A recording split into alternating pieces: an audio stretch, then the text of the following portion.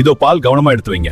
காலை நேரம் தனது உழைப்பால் சம்பாதிக்கும் பணத்தை நேர்மையாக வாங்கிக் கொண்டான் ஹல்க். சந்தையை முடித்து காட்டு வழியாக வீட்டிற்கு திரும்பிக் கொண்டிருந்தான். உன்னிடம் இருக்கும் பணத்தை கொடு, இல்லைனால் உயிரோட போக முடியாது. நீங்க தப்பான ஆளிட்ட பேசுறீங்க. அவன் சிரிப்பு அவர்களுக்கு புரியாத ஒரு எச்சரிக்கை. அவர்கள் அறியாமல் புயலை தாக்க முயன்றார்கள். நேர்மையா வாழ்றவங்க பாதைக்கு முன்னாடி நிக்காதீங்க. ஒரு கணத்தில் எல்லாம் முடிந்தது. குற்றவாளிகளை அரச காவலர்களிடம் ஒப்படைத்தான்.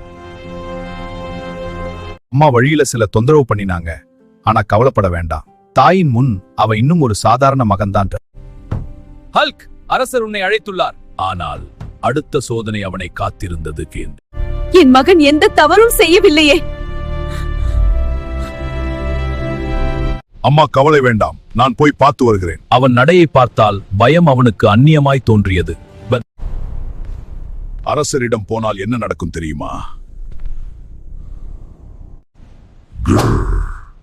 சப்ஸ்கிரைப் பண்ணி அடுத்த வீடியோ பாருங்க.